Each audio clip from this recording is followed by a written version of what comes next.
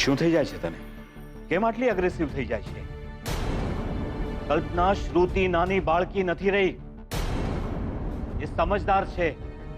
તારા ભૂતકાળના અનુભવો તું એના પર શું કામ થોપે છે? કલ્પના, તારી સાથે જે થયું એ શ્રુતિ સાથે થશે એવું કેમ વિચારે છે તું? અરે એના અને શોધનના લગ્ન થવાના છે અને તું શ્રુતિને એમ સમજાવે છે કે શોધન પર ભરોસો ના કરે. શું વિચારે છે?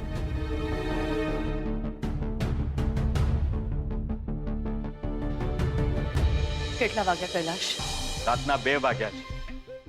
કેમ? બસ હું એ જ વિચારતી હતી કે આટલી મોડી રાત્રે આટલા મોટા ઘરમાં લક્ષ્મી અને શોધન એકલા સાથે અત્યારે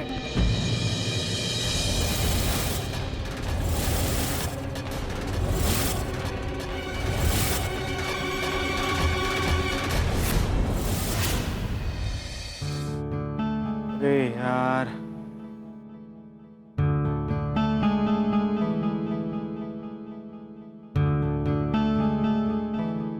એક વાત કહું, એવું કહેવાય છે કે જિંદગીમાં કેટલાક દિવસ ભારે હોય છે અને આજે મને અંધારા કરતા વધુ ડર આજના દિવસનો લાગે છે. સાંભળી રહ્યા છો ને તમે? લક્ષ્મી ડરતા નહીં હો, મને મીણબત્તી મળી ગઈ છે, હું લઈને આવું જ છું. એક જ સેકન્ડ.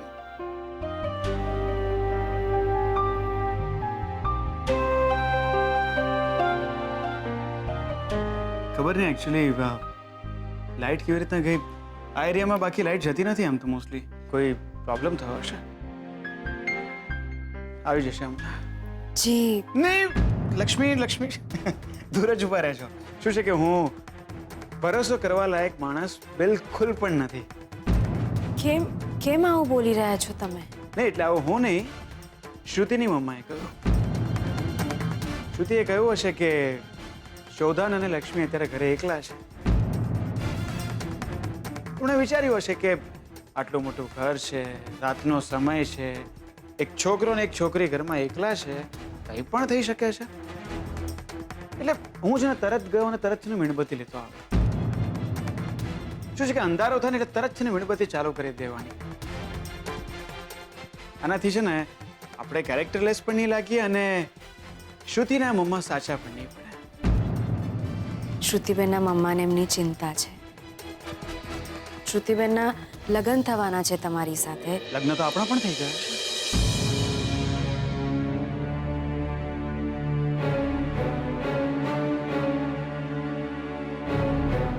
એકચ્યુઅલી અમે લોકો છીએ ને લક્ષ્મી બહુ જ સ્વાર્થી માણસો છે. શ્રુતિના મમ્માએ વિચાર્યું હશે કે લક્ષ્મીના કારણે શ્રુતિને કોઈ જ જાતની તકલીફ ના પડવી જોઈએ. એ સ્વાર્થી તો હું પણ. તમે સ્વાર્થી હોત તો મારો હાથ કોઈ બીજાના હાથમાં નહીં, સ્વાર્થ હતો છે એમાં પણ. તમારી સાથે લગ્ન કરવા પડ્યા, એમાંથી બચવા માટે છૂટાછેડા લઈ લીધા. એટલે પછી મને થયું કે તમે આને જીગર લગ્ન કરી લો તો પછી મારા અને શ્રુતિના લગ્ન થાય. તમે હસી રહ્યા છો પણ તમારા અવાજ પરથી એવું લાગે છે કે શ્રુતિબેનના મમ્માએ જે વાત કરી એનું તમને ખોટું લાગ્યું છે. સાચું કહું, અંધારાનો તો મને પણ ડર લાગ્યો હતો, પણ પછી મને થયું કે અજવાળું રૂમમાં હોય એના કરતાં મનમાં હોવું જોઈએ.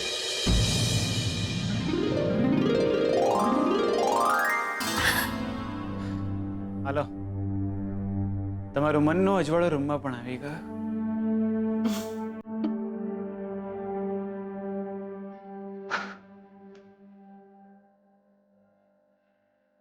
સોરી યાર, ડિસ્ટર્બ થઈ ગયો છું આજે. તને ખબર છે લક્ષ્મી, આજનો દિવસ મારા માટે બહુ જ ખુશીનો દિવસ છે. બહુ જ ખુશ છું આજે. કદાચ એમ કહી શકું કે એવું લાગે છે કે અત્યાર સુધીનો સૌથી સારો દિવસ આજ હતો.